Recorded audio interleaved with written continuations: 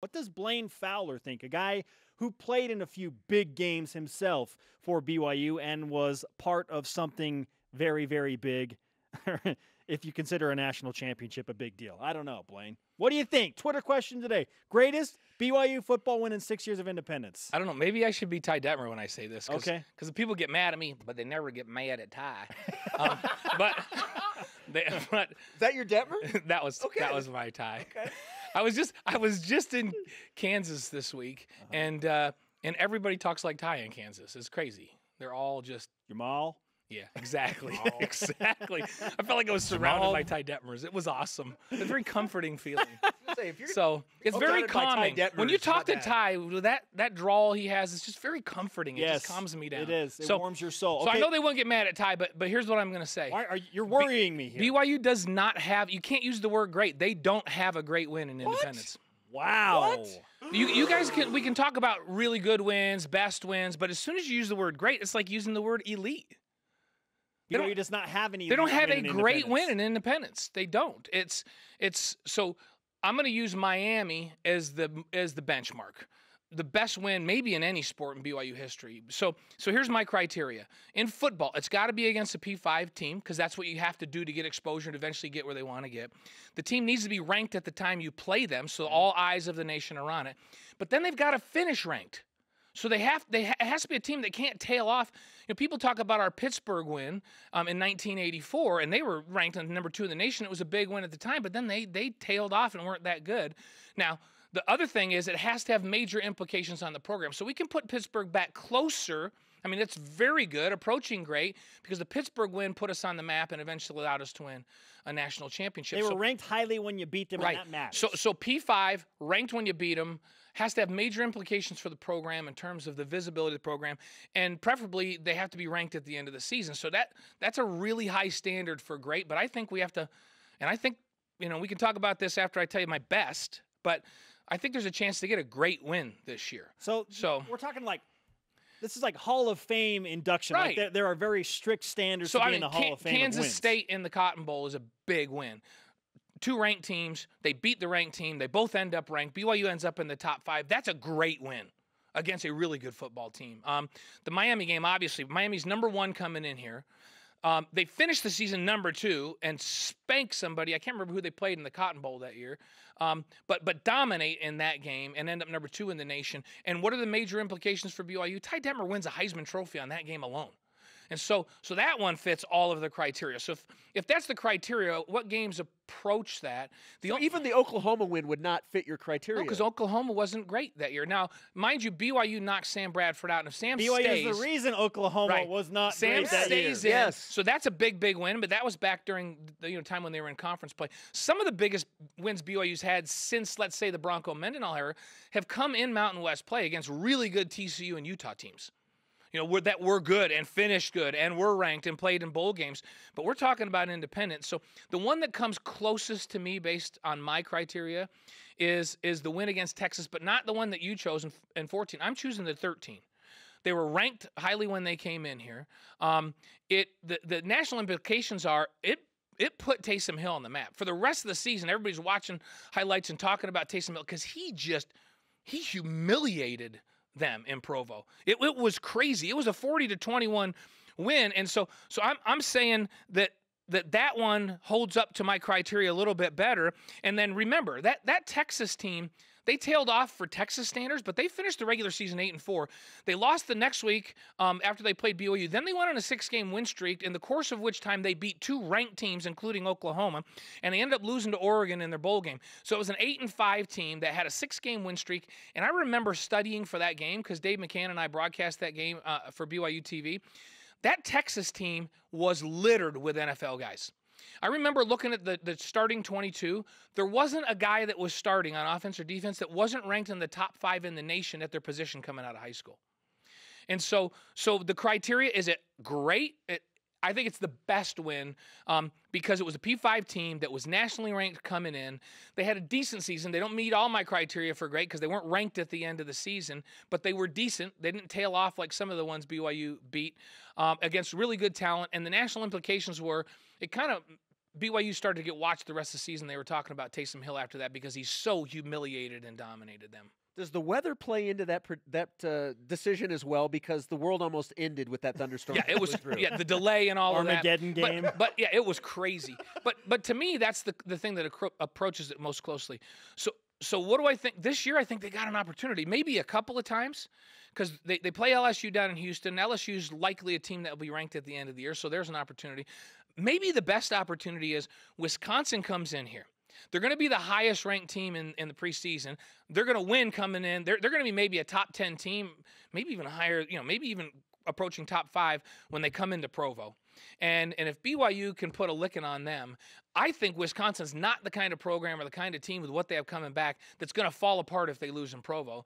Very likely to win their division in the Big Ten this year and go on. So that has a chance to maybe be the landmark win in Independence for BYU with Wisconsin coming in. Looking at your criteria, and this is a quick just run through my mind of games, the last time BYU had a great win then would be the Las Vegas Bowl against ranked Oregon State with the Rogers brothers. Yeah, that's probably if you're going to hold all of those criteria, you'd have to go back. Not in Independence. That was right. Max Hall. Now, don't get me wrong. I just don't hand out the word great very often, and so or elite as we've talked about very often. You have to have a really really high standard to be great.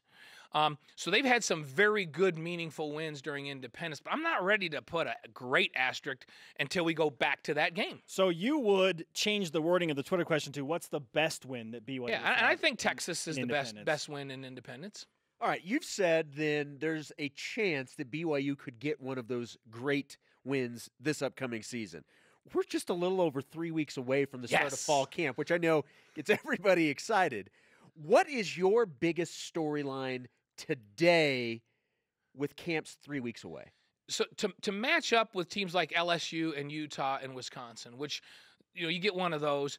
I don't know how good Utah's going to be this year. It's so hard to replace 4 NFL offensive linemen and an NFL running back. 8 NFL guys total. So I'm looking at what they have back, and I'm going, Utah always has a chance to be good because they're just so physical, and so they have a chance to be good. But if you look at who's coming back, you have to go, wow, Wisconsin and their league has the chance to be really, really good this year. So that's the one I'm excited about. And to play with those types of teams, you have to be able to dominate up front. When BYU's been really good and stayed in games with big-time teams, they're able to dominate the line of scrimmage on both sides of the football. So I am most excited about this offensive line that I think really improved throughout the season last year. They have pretty much everybody back. They've got lots of depth. They're bigger. They're more physical. They've had a year in the system. I think this is the year where you start to go, wow, BYU looks like those really good teams of old that just beat the heck out of people on the offensive line, and they dominate the line of scrimmage. And I've talked to Kalani. He feels really good about the depth on the defensive line as well. And so to beat a Wisconsin, you got to be able to stay with them up front because they maul people. This is a team that typically puts 2 NFL draft picks off their offensive line in every year. Year after year after year. You got to be able to match that up front. Them corn-fed boys. You got to be able to match that up front. Utah, very physical. 4 offensive linemen drafted this last year. LSU has just unbelievable athletes all over the place. So to me, the storyline I'm watching is, does this offensive line play up to the expectations I have for them now? Do they make it healthy through fall camp, and are they ready to go? And do they just come out with a mentality that they're going to dominate people up front, both in the run game and in pass protection, so Ty Detmer can run all the things he wants to run this season with Tanner Mangum pulling the trigger? So it all starts up there for me, guys. I'm excited to see how this goes because they're the most experienced group on this football team, and they've got a chance to be really good up front. And that's how, to beat Wisconsin or Utah or LSU and get one of those great wins, you got to be good up there. BYU has what we call the Furious 5 games on the 2017 schedule. Furious 5 being LSU, Utah, Wisconsin, Boise State, and Mississippi State. How would you rank those Furious 5 games from easiest to hardest? Oh, I think the LSU game is going to be the most difficult because it's down in Houston. LSU's got a huge fan base down there. If you did a poll down there and you said, who's the #1 team in this market, it would be UT, which is crazy. In Texas, everything's all about Austin, right? But number 2 would be LSU, not Texas A&M, not the University of Houston, who's in that town. LSU would be, if you polled people in that city, LSU would be so they're going to have a good crowd there, and BYU will as well. But the team speed and all that is going to be a tough one. So I'm going to rank LSU toughest. I'm going to say that Wisconsin's going to be second toughest. And that's why I think that's BYU's chance, because they get them at home. Get them in Provo. Early in the year. I think it's good that they get LSU early in the year, too, with a new offensive coordinator running a new offense. So one of those two could be a great win. And then I'm going to say, then it's a toss-up between Utah and Boise State for me. The next 3 are just so hard to rank. Would I rate Boise State as high as Mississippi State? That's where Boise State has come in terms of a program. And with the veterans they have coming back and Brian Harsin now established there and running their stuff, that's not an easy one. I'm telling you, Boise State should scare you just as much as Utah and Mississippi State do. So after LSU and Wisconsin, boy, I'd have a hard time ranking those next 3, because then it would be 3A, 3B, 3C. Probably Utah 3A, just because of the implications of the rivalry. But Utah loses an awful lot of firepower from last year's team that was a very good football team. One basketball question before we let you go. Eric Mika has now had 2 games with the Miami Heat in the NBA Summer League. He played in the first game, 6 points, 4 rebounds, 2 assists. Did not play yesterday. Coach's decision. We don't know if it's just to get other guys minutes or what the situation was. What can he do to get the attention of the coaches to warrant more playing time, if in hopes of trying to get that contract? Yeah, so he's, whether it's in shoot-arounds and practice or in these games, when he does get an opportunity, his energy level has to be unbelievably high. So what he's got to show them, they're not looking to say, hey, you know what, can this guy bring us a scoring punch off the bench as our backup 4? Frankly, they don't even care about that. What if he's going to make a team right now, it's going to be because they go, oh my goodness, when this guy comes into the game off the bench, he raises the defensive level, he raises the energy level, he runs the floor like crazy, and he's getting rebounds all over the place, including outside of his area. So to me, he has to play every minute like he's only going to get 1 minute with that kind of energy level, because that's how he's going to make a squad, is they're going to look at him and go, hey, he can come in and give us some quality minutes, and we need somebody that will bring energy, run the floor, defend, and rebound off the bench. That's the guy we want. And then he can develop his offensive skills from the 4 later. But to me, it's playing out of your mind in the limited minutes that you get. And you want the coaches to go, man, is he going to get every rebound while he's in there? Is he just tracked 3 rebounds out of his area. He's got 5 straight boards. Is he just going to get every rebound in this game? And if they start saying that, then I think he's going to be a good position to have an opportunity. All right, Blaine, let's finish with this. And we've kind of been on this independent train of themed shows all summer long because BYU's far enough into it that there are a lot of storylines developing. Year 2 under Kalani Sitake now. But in 6 years of BYU football that you have watched as a Division I independent, who is the greatest or best player that you have seen on these independent football teams? Okay, so I'm going to give you 2 answers on that. So Jamal Williams is the all-time leading rusher in BYU history. So he has to be the greatest player to come through in Independence because of what he accomplished and where he leaves himself in the record books. And I think he's got a shot to be a real, stay healthy. That's the key. If he can stay 100% healthy, he's going to be a really good back in the National Football League and represent BYU well. So he was great here. He has a chance to be great at the next level, and we like to see that, right? But the greatest player to come through hardly played when he was here, Ziggy Ansah. So Ziggy's a freak. This is the guy that ran a 10-900 meters on the track team before he came to the football team. At that size, are you kidding me? He's already been to a Pro Bowl. He's one of the best rush ends in the National Football League.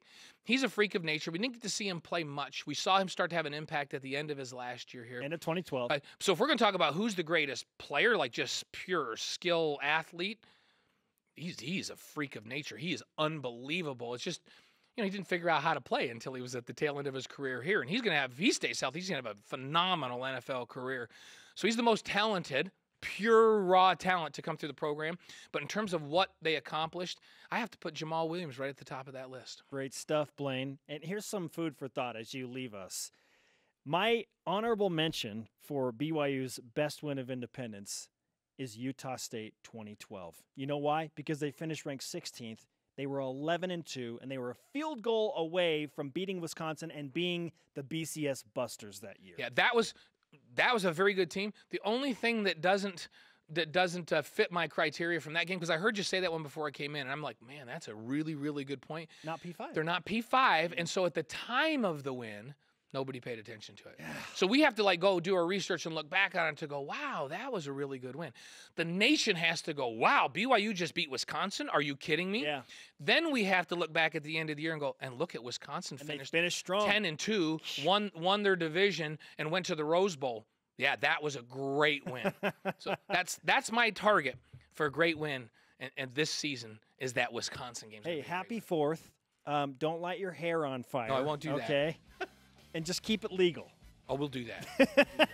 Hey, with a fire situation, we only do ground fireworks at our house. Okay, flower blooms, yeah, stuff like little that. stuff. The pops. Yeah, that's all we do. That's all we do at our house.